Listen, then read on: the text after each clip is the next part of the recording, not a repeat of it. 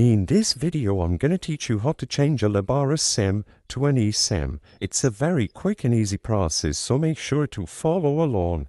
eSIMs are a great way to manage your phone number without having a physical SIM card. Lebara does offer them for some specific regions. In this video, I'm going to show you how to find more information regarding eSIMs and how to change them. So all that you have to do is visit your local Lebara website and look for the eSIM option. As you can see on this website, it is available over here at the bottom of the page, but keep in mind that depending on your region, eSIM might be or might not be an option.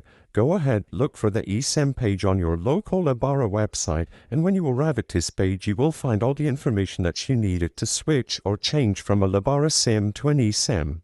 You will get all the features over here, and all that you have to do is click on My SIM Card. You need to go to your My Lebara page to manage your currently existing SIM card and change it into an eSIM. If you are a new customer, you will be able to select the eSIM card option when you browse through their plans. But all you have to do here is log in to access My Lebara, and in there you will find SIM Swap. Click that option and immediately eSIM should be listed as an option. Follow through the instructions on screen and you will be able to change your pre-existing Lebara SIM into an eSIM. Like I said previously, if you are a new customer and you don't have a Lebara physical SIM card at the moment, you will get the option to order an eSIM instead when you first place your order. But this is all you have to do. As long as you are able to sign into your Lebara account and access My Lebara portal, it is going to be available under the settings. If you encounter any issues while trying to do this, make sure that your Lebara physical SIM card is properly activated,